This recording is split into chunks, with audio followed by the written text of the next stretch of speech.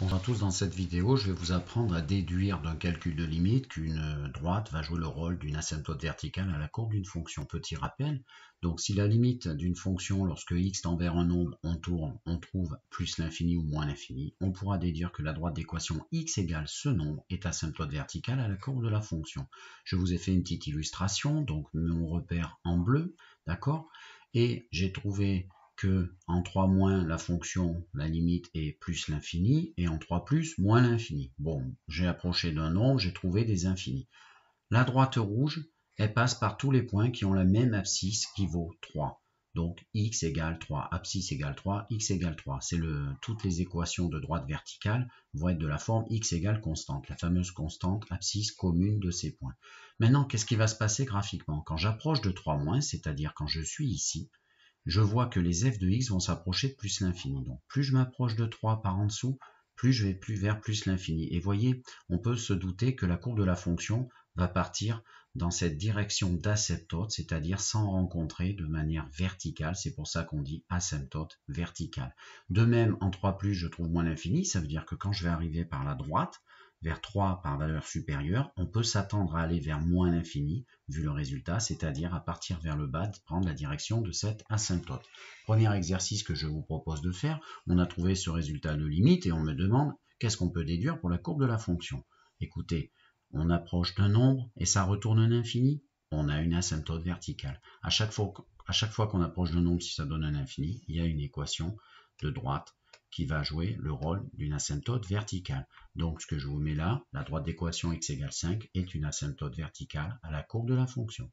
Deuxième exemple que je vous propose, on a trouvé ces résultats, limite de g lorsque x tend vers moins 3 par la gauche, moins 3 moins, vous faites attention, hein, on s'éloigne de 0, donc moins 3,1, moins 3,01, j'ai trouvé plus l'infini, et vers moins 3 plus, hein, moins 2,99, on est un peu à droite, on a trouvé moins l'infini. Qu'est-ce qu'on peut déduire pour cette courbe de fonction? Eh bien écoutez, c'est comme tout à l'heure, on s'approche d'un nombre, ça retourne un infini, que l'approche soit par la gauche ou par la droite, c'est qu'on est en présence, cette droite, x égale moins 3, va jouer le rôle d'une asymptote verticale à la courbe. Alors je tiens à préciser que un seul des deux résultats est suffisant pour affirmer cela, il n'y a pas besoin d'avoir les deux. Troisième exemple que je vous propose, la fonction h, définie par cette expression, possède-t-elle des asymptotes verticales? Bien, réflexe, à chaque fois qu'on vous demande si une courbe de fonction admet des asymptotes verticales, vous devez essayer de voir si, quand on s'approche d'un nombre, une valeur précise, le résultat de la limite de la fonction peut donner un infiniment grand, plus ou moins l'infini. Alors ici, on regarde, pensez aux valeurs interdites, hein, tout simplement. Effectivement, là, ça s'annule en 1. Donc, comme en haut, en 1, ça fait 4, et qu'en bas, ça va être un 0. Alors, regardez bien, il y a un carré. Donc, ceci, s'il approche de 1 et par la gauche ou par la droite, ça va faire un 0 moins ou un 0 plus. Mais comme on est au carré, ça va toujours donner un 0 plus. Conclusion, 4 sur 0 plus va faire un plus l'infini. Et du coup, vous allez voir dans ma rédaction, je ne vais pas distinguer deux cas parce que tout simplement que l'on approche de 1 par valeur inférieure ou par valeur supérieure, on a toujours le même 0. Donc, x tend vers 1, je n'ai pas besoin de distinguer deux cas, je vous le disais à l'instant, ça s'approche de 4, mon numérateur. Mon diviseur, lui, l'intérieur va s'approcher de 0 plus ou 0 moins, mais étant mis au carré, va retourner un résultat près de 0 plus, et par quotient, le résultat de la limite quand x tend vers 1 va aller vers plus l'infini.